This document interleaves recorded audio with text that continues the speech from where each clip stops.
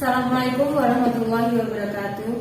Perkenalkan, saya Alfi Anita Wulandari, calon guru penggerak Angkatan 7 Kabupaten Wonogiri. Akan melaksanakan demonstrasi kontekstual pengambilan keputusan berbasis nilai-nilai kebajikan sebagai pemimpin.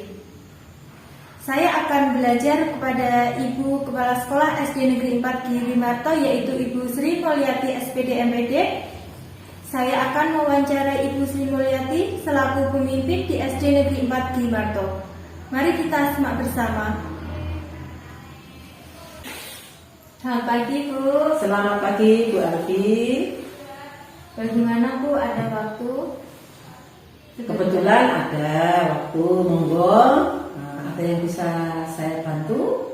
Mungkin ada yang ditanyakan kepada saya. Silakan, Bu Alfi. Begini, Bu, saya mau belajar dengan Ibu berkaitan dengan pengambilan keputusan Ibu sebagai kepala sekolah di sekolah ini. Oh, gitu. Nih, monggo, silakan. Pertanyaannya saya tak nyimak dulu. Selama ini bagaimana Ibu mengidentifikasi kasus yang merupakan dilema etika atau rujukan moral di sekolah ini? Baik, Bu Alfi ya. Selama kepemimpinan saya, yang mungkin juga waktunya sudah agak panjang, tentu sudah menghadapi berbagai masalah. Dan ketika akan mengambil sebuah keputusan, itu pasti ada dilema.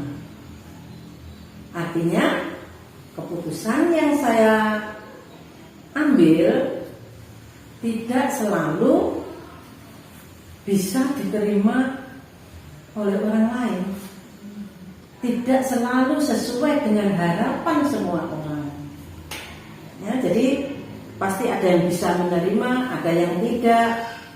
Tapi saya bagaimanapun keputusan itu tetap harus saya ambil, bukan untuk kepentingan pribadi saya, bukan untuk kepentingan perorangan, tetapi keputusan itu saya ambil tentunya untuk kepentingan kebaikan sebuah lembaga, dalam hal ini sekolah kita. Begitu. Kemudian bagaimana Ibu menjalankan pengambilan keputusan di sekolah? Ya seperti itu tadi, seperti yang saya sampaikan tadi, semua itu untuk kepentingan lembaga. Jadi bukan untuk kepentingan pribadi. Keputusan itu yang namanya sebuah keputusan ya harus kita sepakati, harus dijalankan. Semua ada kelebihan dan kekurangannya, gitu. Jadi bagaimanapun kalau keputusan sudah kita sepakati, harus kita jalankan. Kemudian selanjutnya langkah atau prosedur seperti apa yang biasa Ibu lakukan selama ini? Untuk langkah-langkahnya ya tentunya yang pertama kita harus melihat kasusnya dulu seperti apa.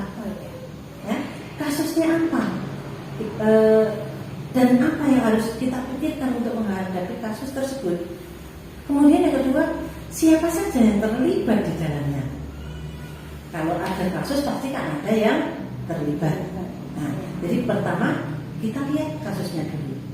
Yang kedua, kita melihat siapa saja yang terlibat di dalam kasus tersebut.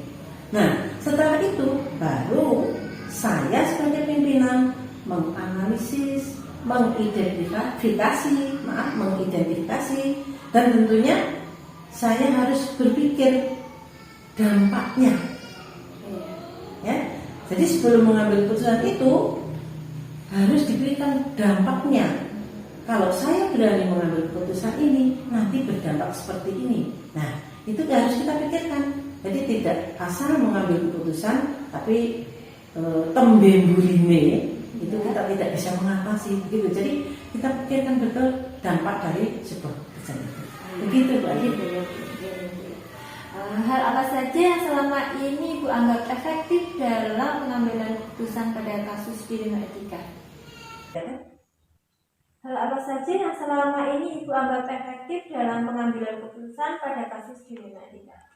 Baik, untuk menghadapi sebuah kasus atau nanti mengambil keputusan untuk sebuah kasus, tentunya saya harus mengesampingkan dulu siapa dia.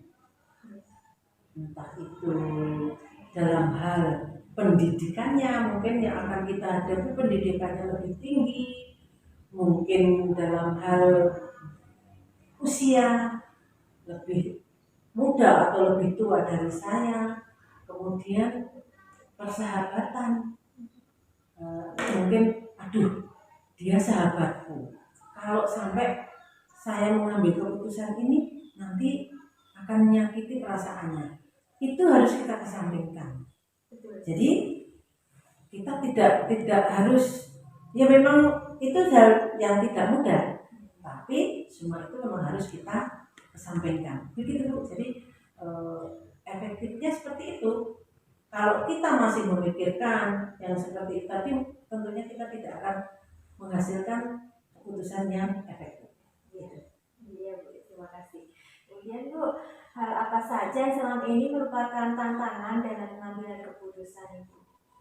Ada tantangan? Waduh, kalau bicara mengenai tantangan, tentunya untuk sebuah keputusan sebaik apapun sebuah keputusan kita ambil, pasti ada pro dan kontra, pasti ada yang setuju dan tidak setuju. Nah tantangannya tentunya lebih ke hati, lebih ke perasaan, ya. Mungkin ada rasa riko, pekewo cara Jawa ini ya. Jadi ada rasa riko pekewo itu tadi, tentunya itu akan menghalangi kita untuk lebih maju begitu. Tapi sebagai pemimpin, kita memang seharusnya menghilangkan rasa seperti itu. Tentunya demi tugas kelembagaan, bukan untuk pribadi saya sendiri. Kalau untuk pribadi saya sendiri mungkin beda ya. Jadi itu tadi, kita harus mengesampingkan perasaan-perasaan di kewo itu tadi untuk mengambil sebuah keputusan demi kebaikan lembaga gitu.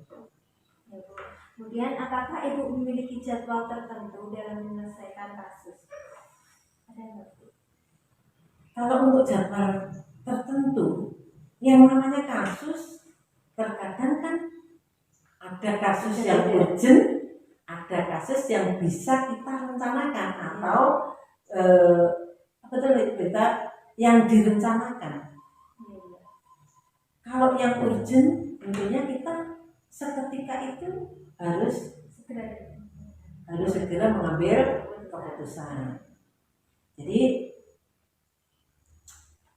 walaupun itu harus segera, tetap harus kita ambil keputusan yang tepat dan rencana keputusan yang betul-betul tepat agar semua dapat terlaksana dengan baik tanpa resiko atau tanpa efek samping yang nanti akan ada yang dirugikan begitu. Kemudian kalau yang direncanakan itu tentunya kita punya waktu yang cukup untuk mempertimbangkan, untuk merencanakan, ada rentang waktu, kesempatan untuk berpikir sehingga kita mengambil keputusan itu bisa tepat dan akurat begitu. Iya, jadi pengambilan keputusannya itu sesuai dengan kasusnya. Ya, sesuai dengan keadaannya, urgent atau urgent dan yang mungkin direncanakan. Kemudian Bu, adakah seorang atau faktor yang selama ini mempermudah atau membantu Ibu dalam mengambil keputusan itu?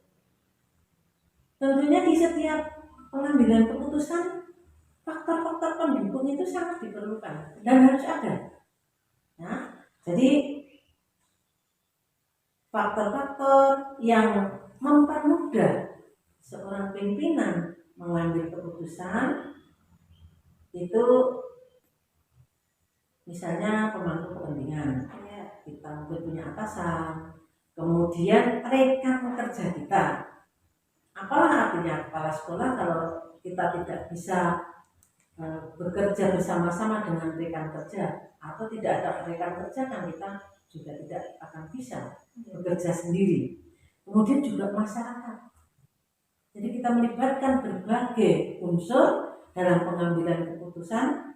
Itu adalah faktor-faktor yang tentunya sangat mempermudah, membantu saya dalam mengambil setiap keputusan. Begitu berarti. Ya Bu, ya terima kasih ya Bu ya. Terus ini yang terakhir ya Bu ya. Dari semua hal yang telah Ibu sampaikan tadi, belajar apa yang dapat Ibu petik dari pengalaman Ibu mengambil keputusan di ranah etika?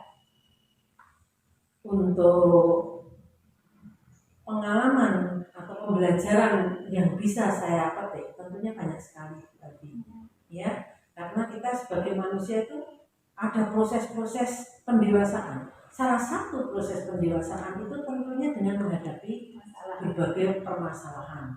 Jadi dengan masalah itu, dengan adanya kasus, kita akan menjadi lebih dewasa, lebih bijaksana. Ya, semua itu adalah proses-proses menuju ke pendewasaan diri. Ya, jadi dengan cara itu kita akan bisa menjadi pemimpin yang bijaksana. Begitu berarti. Jadi sangat banyak pengalaman ataupun pembelajaran yang bisa saya petik sebagai seorang pemimpin. Ya, Bu, Masih ada lagi? sudah Bu, terima kasih ya Bu. Alhamdulillah atas kesempatan hari ini. Mohon maaf sudah mengganggu waktunya Bu. Sama-sama Bu Arfi, tidak ada yang mengganggu kita bekerja, ya memang harus saling mengisi, saling memberi dan menerima. Mungkin pada kesempatan lain saya juga akan punya masalah yang bisa saya tanyakan kepada Bu Arfi sebagai CGP ya. Ibu Arfi sebagai CGP, jika nanti sudah jadi guru penggerak, tentunya saya akan banyak belajar dari Bu Arfi. Oke, begitu? Terima kasih. Ya. Selamat, semoga berhasil. Amin. Sukses selalu. Bu, Oke, Pak. saya duduk. Pripun niki Bu Alfi tungganan niki jauh-jauh jalan ke SD saya ada apa ya? Ya Pak, maaf ganggu waktunya Pak. Saya ada tugas dari calon guru penggerak. Oh, grup penggerak. Oke. Terus masalah apa? Di sini saya mencari informasi Pak terkait pengambilan keputusan Bapak sebagai kepala sekolah itu bagaimana? Oh, gitu. Ini Hah? langsung saja ya Pak ya. Boleh mau Mbak Alfi. Selama saya ya. Iya. Sejak saya nanti sharing aja lah. Karena jadi yang penting adalah kita nanti saling berdiskusi mau. Selama ini bagaimana cara Bapak itu mengidentifikasi kasus yang terjadi di sekolah? Seperti kasus dilema etika atau rujukan moral. Oh, tentang kasus ini. Jadi memang di sekolah itu pasti ada masalah. Ya. Pasti sekecil apapun ada masalah. Cuma itu istilahnya kalau rujukan moral berarti Ya. itu mungkin agak mudah karena sudah jelas. Oh, ini benar. Misalnya mencuri ini benar. Nah, tapi kalau yang tadi yang satu lagi agak susah karena semuanya benar. Makanya katakan dilema. Ya mungkin nanti di ke depan dalam saya mengambil di dilema etika itu tentunya tidak serta-merta bisa saya jalan sendiri Bu Alfi. Saya harus bisa mencari sumbernya, mengidentifikasi dari awal permasalahannya dari awal sampai akhir, mencari pihak-pihak terlibat, bahkan harus mendiskusikan dengan guru, kalau perlu memang dengan komite ataupun dengan nomor pekerja setempat seperti itu Bu Alfi. Jadi Bapak nanti mengidentifikasi dulu Iya. permasalahan itu dengan semua pihak. Iya, semua pihak. Tidak bisa sendiri Pak. Kemudian bagaimana Bapak menjalankan pengambilan keputusan di sekolah ini, terutama untuk kasus-kasus di mana ada dua kepentingan yang sama benar atau sama-sama mengandung dalam Nah, seperti yang saya katakan di awal tadi, jadi kalau memang itu permasalahan yang termasuk atau benar lawan benar tadi, yang muaranya tentunya harus bisa meminimalisir keputusan yang sangat beresiko terutama mengurangi kesalahan. Karena tetap saya yakin dalam keputusan itu pasti ada banyak dirugikan, ada pihak yang diuntungkan walaupun dua-duanya benar. Terkadang memang kita mau minimalisir kekurangannya, kita semaksimal mungkin kita gali semua informasi supaya kita dalam menurut keputusan itu lebih mengutamakan dari kebajikan tadi. Seperti kebajikannya kita utamakan demi kemaslahatan bersama untuk kebaikan semua pihak, seperti itu. Ya, kemudian langkah atau prosedur apa yang Bapak lakukan selama ini? Kalau langkah-langkahnya saya yakin hampir sama di dalam semua permasalahan. Intinya kita tidak harus langsung masalah, enggak. Kita harus sabar dulu, kita gali dulu informasi banyak-banyaknya. Jadi kita gali dulu sumber-sumber masalahnya, kita gali dulu semua apa yang terlibat, kita gali semua informasi sebanyak mungkin, baru kita nanti akan berdiskusi untuk mencari solusi dari masalah tersebut. Jadi tidak harus langsung enggak, kita harus dari dalam setiap masalah itu dengan kepala dingin, tenang, tentunya nanti akan menghasilkan keputusan lebih baik. Oh ya, kemudian Pak, apa saja selama ini yang Bapak anggap efektif dalam mengambil keputusan pada kasus dilema etika? Yang paling efektif ya seperti tadi, intinya jangan sekali-kali langsung menyepelekan suatu masalah. Kita harus bisa mencari sekecil apapun informasi di masalah itu.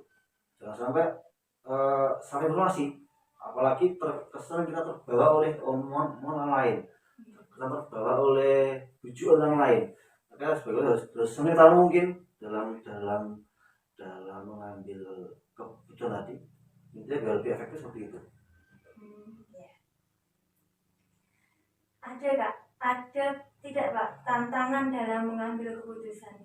Banyak Bu, saya yakin banyak, apalagi kalau itu masalah benar lawan benar. Wah, itu sudah luar biasa, karena apalagi nanti kalau itu bersinggungan dengan individu, kita sama teman lah, itu akan lebih berisiko lagi. Salah sedikit saja pasti akan membuat kedua belah pihak akan nggak nyaman, mungkin akan saling bermusuhan dan sebagainya kan. Ya kita harus tadi, kita harus mencari informasi sebanyak mungkin agar kita tidak salah dalam keputusan. Ya, semoga nanti keputusan itu walaupun tetap ada dirugikan, padahal meminimalisir, jangan sampai terlalu banyak dirugikan lah. Itu arti. Ya Pak, terima kasih. Kemudian apakah ada jadwal-jadwal tertentu untuk menyelesaikan kasus ini Pak? Kalau jadwal gini, kalau masalah itu kecil, istilah kecil itu masalah yang dilemanya nggak terlalu bersumber orang banyak, itu mungkin dalam sekali tindakan mungkin bisa selesai, artinya setelah kita diskusikan dengan guru selesai. Tapi kalau masalahnya kompleks, ibaratnya melibatkan berbagai pihak, tentunya juga kita harus memiliki rentang waktu. Ya bisa dikatakan jadwal, cuma intinya tentang waktu itu paling hari ini untuk mencari dulu risikonya, misalnya untuk apa manggil ini, jadi terstruktur, bertahap, baru nanti akhirnya setelah sumber-sumber terkumpul baru nanti yang paling baik.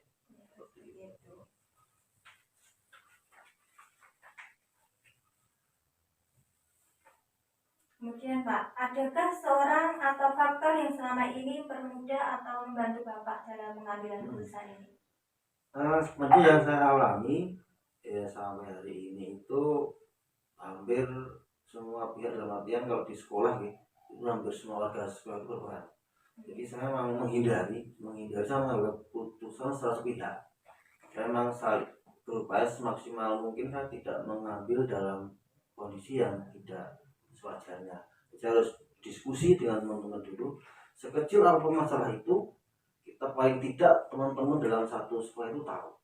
Diskusilah kita, jangan sampai kita pakai otoritas kita atau kehendak kita, sesuka kita untuk mengambil keputusan. Bisa kita hindari. Ya seperti itu. Jadi paling tidak apapun masalahnya jangan sampai langsung kita menjas, Sendiri. hindari. Makanya setiap ada masalah tentunya harus dengan tenang, apalagi ini kita diskusi, kita ngobrol, baru nanti mengambil baru keputusan. Kalau itu diselesaikan dengan diskusi dulu, Ya. musyawarah itu lebih enak ya Pak ya. Lebih enak, lebih efektif lah, kalau enggak semuanya terlibat di situ. Kemudian Pak, ini yang terakhir ya Pak ya. Dari semua hal yang telah disampaikan Bapak tadi, pembelajaran apa yang dapat Bapak petik dari pengalaman pengambilan keputusan di lingkungan kita? Ya ternyata luar biasa, panjenengan ikut guru penggerak, banyak informasi masih baru. Maka tadi saya mau agak bertanya, tapi saya tidak tahu juga apa itu dilema etika, ya apa itu tadi pendidikan moral, juga baru kali ini saya mendengarnya. Mudah-mudahan dari obrolan kita nanti paling tidak membuka wawasan saya, lebih sering membaca lagi, soalnya jarang kan kita melihat dilema etika itu apa ya. Akhirnya dari kita ini saya akan lebih saya tahu. Dan intinya, dan juga yang lebih fokus lagi dalam setiap keputusan itu, dengan sebagai seorang kepala sekolah bisa mengambil keputusan sebaik mungkin demi kebaikan. Seperti itu. Ya Pak, terima kasih. Sama-sama. Mudah-mudahan kegiatan GP-nya selesai dengan sukses. Jangan lupa nanti aku lulus sudah selesai.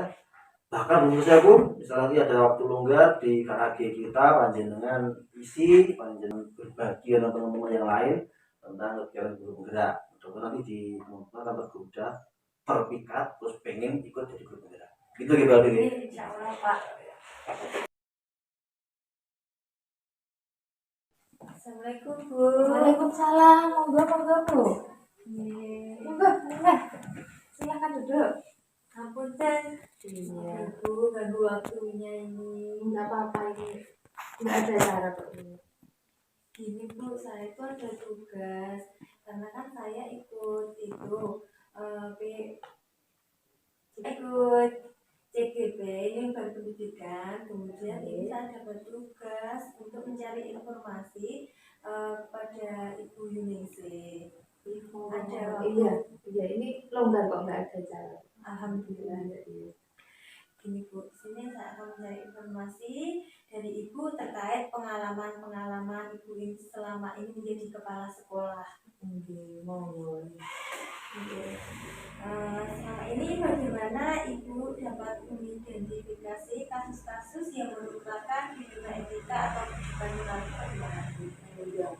Untuk selama ini cara saya mengidentifikasi kasus-kasus yang terjadi di sekolah seperti kasus dilema etika atau rujukan moral itu dengan memahami masing-masing kasus. Itu dengan cara berkomunikasi ya dengan pihak-pihak yang terlibat. Tentunya kalau kasus itu kan mesti ada dua pihak ya yang dilibat. Paling kan dua pihak ya yang terlibat.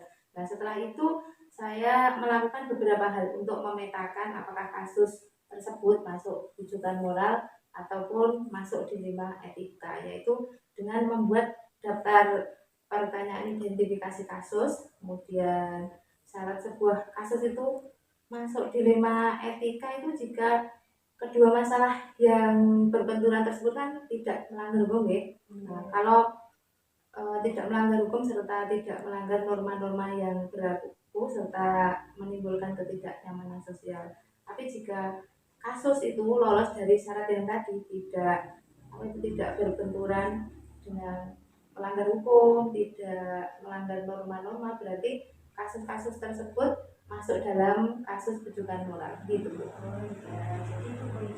Iya, mengidentifikasi dulu apakah itu ada benturan pelanggaran hukum atau pelanggaran norma atau tidak. Kalau ada berarti kan itu masuk dalam itu kan apa itu dilema etika. Tapi kalau tidak kan masuk dalam rujukan moral gitu. Bagaimana Ibu menjalankan pengambilan keputusan di sekolah, terutama untuk kasus di mana ada dua kepentingan yang sama benar atau sama-sama mengadu beda kewajiban? Oh iya. Nah, selama ini saya menjalankan pengambilan keputusan di sekolah ini terutama untuk kasus-kasus di mana ada dua kepentingan yang sama-sama benar atau sama-sama mengandung nilai kebajikan itu, untuk kasus dilema etika saya akan mempertimbangkan kedua hal yang sama-sama benar tersebut membenturkan faktor apa dan siapa, pihak mana, dan dibenturkan dengan pihak mana. Kemudian apakah kepentingan perorangan itu termasuk kepentingan perorangan atau banyak orang. Kemudian apa mengandung nilai-nilai kebenaran atau keadilan, rasa adil atau belas kasihan, atau berdampak untuk saat ini atau seterusnya begitu. Oke. Kemudian langkah atau prosedur seperti apa yang bisa Ibu lakukan selama ini? Kalau langkah-langkah atau prosedur yang biasa saya lakukan selama ini ya dengan kembalikan ke suara hati dan nalar. Nah, nalar. Kenapa itu kita kembalikan ke suara hati dan nalar? Itu kan keduanya harus sejalan. Nah, sejalan untuk memilih kebenaran yang paling kecil modalnya dan besar manfaatnya begitu, Bu. Dengan mempertimbangkan kepentingan peserta didik tentunya. Nah, jika kasus itu berhubungan peserta didik, terus kemudian itu nanti berdasarkan pada prinsip berpikir apakah itu masuk pada berbasis hasil akhir atau berbasis peraturan atau itu berbasis pada peduli begitu. Oke. Hal apa saja yang Ibu anggap efektif dalam pengambilan keputusan pada kasus-kasus dilema etika? Ya, hal-hal yang selama ini saya anggap efektif dalam pengambilan keputusan pada kasus dilema etika itu adalah dengan menyederhanakan pokok permasalahan dan kemudian membangun kebijaksanaan. Seperti itu yang saya lakukan. Hal apa saja selama ini merupakan tantangan dalam pengambilan keputusan pada dilema etika? Nah, tentunya dalam pengambilan keputusan itu kan mestinya ada tantangan-tantangannya.